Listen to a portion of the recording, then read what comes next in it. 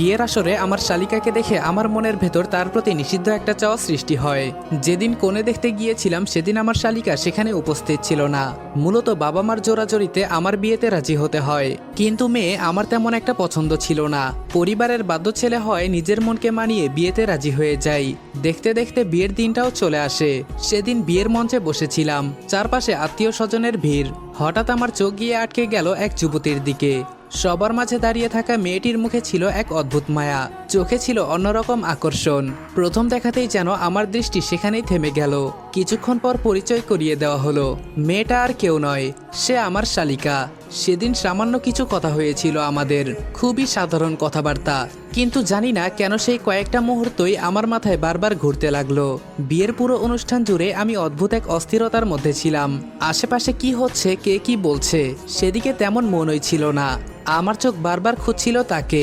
অন্যদিকে আমার স্ত্রী ছিল অত্যন্ত ভদ্র ও শান্তশিষ্ট একটা মেয়ে। বিয়ের প্রথম দিন থেকে সে আমাকে যথেষ্ট সম্মান করে। তার চোখে ছিল নতুন জীবনের স্বপ্ন, ভবিষ্যৎ নিয়ে হাজারো আশা। কিন্তু সত্যি বলতে তখন আমার মন অন্য কোথাও আটকে ছিল। বাসর রাতেও আমি খুব একটা কথা বলিনি।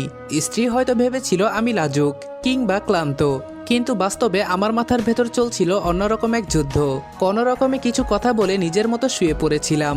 সেদিন রাতেও আমার মনে ঘুরছিল সেই একই মুখ, সেই একই হাসি।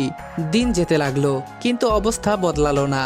যতই সময় যাচ্ছিল ততই মনে হচ্ছিল আমি যেন ভুল মানুষকে বিয়ে করেছি। এই চিন্তাটা আমাকে ভেতর থেকে গ্রাস করতে শুরু করলো। বাড়িতে আত্মীয়রা আসতো, শ্বশুর বাড়িতে যেতাম, আর সুযোগ পেলেই দূর থেকে শালিকাকে দেখতাম। সে হয়তো স্বাভাবিকভাবেই সবার সঙ্গে মিশে কথা বলতো, সবার সাথেই হাসতো, কিন্তু আমার কাছে তার হাসি অন্যরকম ভালো লাগতো। শ্বশুরবাড়ির অবস্থা ছিল মধ্যবিত্তের চেয়েও নিচে। আর্থিকভাবে তারা আমাদের পরিবারের তুলনায় অনেক পিছিয়ে ছিল। আমাদের পরিবার ছিল এলাকার পরিচিত ও সচ্ছল পরিবারগুলোর একটি। হয়তো সেই কারণে শ্বশুরবাড়ির সবাই আমাকে বাড়তি সম্মান করত, কিন্তু সেই সম্মান বা ভালোবাসা আমার মনকে বদলাতে পারেনি। আমি বাহিরে থেকে স্বাভাবিক স্বামীর মতো আচরণ করলেও ভেতরে ভেতরে এক অদ্ভুত আসক্তি আমাকে গ্রাস করছিল। দিনের পর দিন আমি শুধু ভাবতাম, কেন প্রথম দিন আমি শালিকাকে দেখতে পারলাম না। সময়ের সঙ্গে সঙ্গে এই ভাবনাগুলো আরো গভীর হতে লাগলো। আমি বুঝতে পারছিলাম আমার মন এমন এক পথে হাঁটছে যেখান থেকে ফিরে আসা সহজ নয়।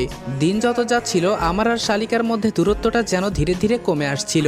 প্রথম দিকে সে আমাকে শুধু দুলাভাই হিসেবে দেখতো, কিন্তু আমি সুযোগ পেলেই তার খোঁজ খবর নিতাম। কখনো তার পছন্দের কোনো জিনিস নিয়ে যেতাম, কখনো পড়াশোনা বা ভবিষ্যৎ নিয়ে কথা বলতাম। একদিন শহরে গিয়ে তার জন্য একটা নতুন ফোন কিনে আনলাম। ফোনটা হাতে পেয়ে সে অবাক হয়ে বলল, দুলাভাই আমাকে এত দামি জিনিস কেন দিলেন? আমি হেসে বললাম, তোমার তো ভালো কোনো ফোন নেই, আর আমি যেহেতু শহর থেকে আসছি তাই ভাবলাম তোমার জন্য ভালো একটা ফোন নিয়ে নেই। আমার কথাটা শুনে সে কিছুক্ষণ চুপ করে রইল, তারপর নিচু স্বরে বলল, আপনি আমার জন্য এত কিছু কেন করেন? সেদিন আমি কোনো উত্তর দেইনি, শুধু হেসে অন্যদিকে তাকিয়েছিলাম। এরপর থেকে আমাদের কথা আরো বাড়তে লাগলো। মাঝে মধ্যে ফোনে কথা হতো, মেসেজে খোঁজ খবর নেওয়া হতো। বিষয়গুলো শুরুতে খুব সাধারণ ছিল, কিন্তু ধীরে ধীরে যেন একটা অদৃশ্য বন্ধন তৈরি হতে লাগলো আমাদের মাঝে। একদিন বিকেলে বাড়ির ছাদে সে একা দাঁড়িয়েছিল, আমিও সেখানে গিয়ে দাঁড়ালাম। চারপাশে নীরবতা। কিছুক্ষণ চুপ থাকার পর আমি বললাম, তোমাকে একটা কথা বলবো?